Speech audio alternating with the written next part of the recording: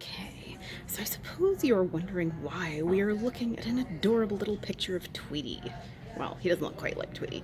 He doesn't have quite the big head and the all yellow countenance, but regardless, we are looking at this picture of Tweety because this is my July of 2018 calendar picture. And at first I didn't like it so well, but I warmed up to it rather quickly when I finally turned it over, like today, July 12th. So, because I was putting it off. And when you see the picture for June, you will know why.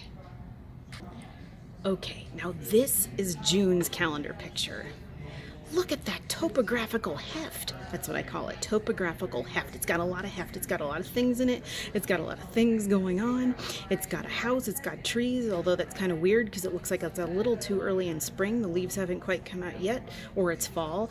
So it looks a little bit seasonally incorrect, but regardless, it's got all manner of different birds and creatures and flowers, and I just love it.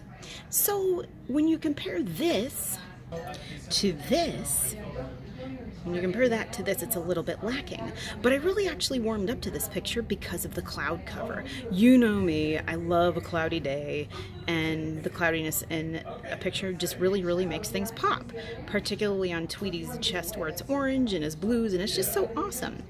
And okay, so my point in all this was that this calendar was my one calendar, but I normally have two calendars for work because we get a lot of free calendars at work. And Boys Town, might I just say, irrespective of what you think of them as an organization, and forgive me because I haven't done my research, although I've heard some shady things about them, they put out a damn good calendar.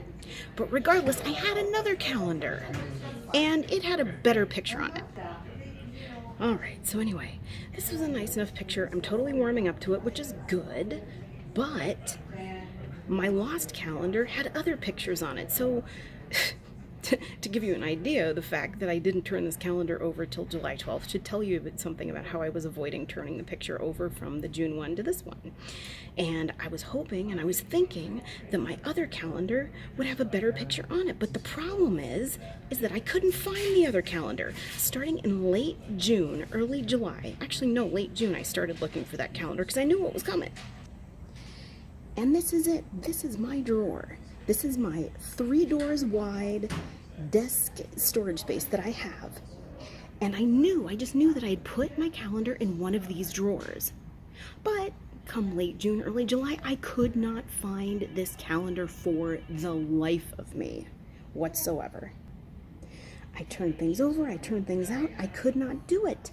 I took everything out, I put it back in, I sifted through papers, I could not find this calendar.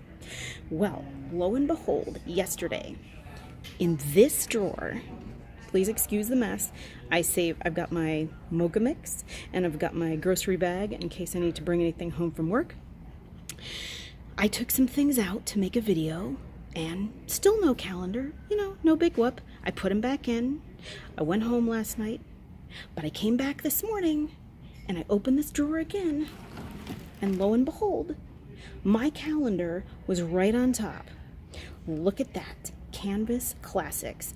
Oh, and when you see the picture from July of this year, you are going to be so happy for me. Talk about topographical heft.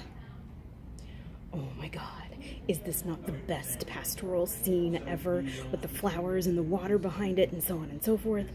So, in any case, this has got some serious topographical heft. There's a lot going on, and it looks a little more summery even than the June picture because the flowers are in full bloom. So that's my calendar. So now I have a choice between this and this. Irrespective of all that, one of my friends says that his backpack is the same way. Like, I call this my black hole desk now, and he says that his backpack is the same way. Like, he'll empty the entire thing out, he cannot find the thing he's looking for, and then suddenly it'll end up and appear on top. But another thing that I think is interesting to note, and I don't know if this has anything to do with anything, but there is a storm on Mars right now. And also, too, Mars is in retrograde until, like, the end of August. And I've been feeling all kinds of ways. It's just like, I was feeling so good, knock on wood, these last few months, and my body was feeling all just relaxed, and I was sleeping well. And all of a sudden, as soon as Mars went retrograde, I started having all these muscle aches and pains, and then they're talking about ascensions and stuff like that. So I wonder if these weird incidences happen and coincide and transpire when other weird things are happening on other planets. Because seriously, look at this. So that's what they're saying Arizona resembles, Mars. And apparently Mars in retrograde has to do with like growth, expansion, and spiritual ascension and all this other stuff. So it could be a thing, and maybe that's what's turning people's desks into black holes and so on and so forth. The other weird thing is that I saw my first back to school commercial like yesterday on YouTube. And I don't know, time must be going totally crazy right now. But I mean, I know they always kind of start back to school commercials early, so that's another thing. It's getting a little noisy in here. But I just couldn't believe it because my summer just feels like it's just starting. It's insane. Oh, but one last thing I wanted to leave you with. Oh, and also I want you guys to tell me if you've had any black hole experiences in your desks or backpacks or anything like that. It would be so amazing. And or if you've noticed any strange anomalies when other planets are in upheaval and having storms and stuff like that. Like, I don't know if the Mars storm is still going on, but I know it was happening in the beginning of July. And on that note, the last thing that I wanted to show you is this, because I just rediscovered it yesterday on YouTube. Oh my god. And the thing with capybaras is they look like they're from another dimension or from another time area, like the Permian era. Same as this guy, the Ariops. He's one of my favorite prehistoric animals. He's like this big lizard. He's like this big roly-poly lizard that you could ride because he's that big, but he's kind of cute. I always loved the Ariops. So the capybara reminded me of that, and this is just such a great video. I'll play it for you really, really quick.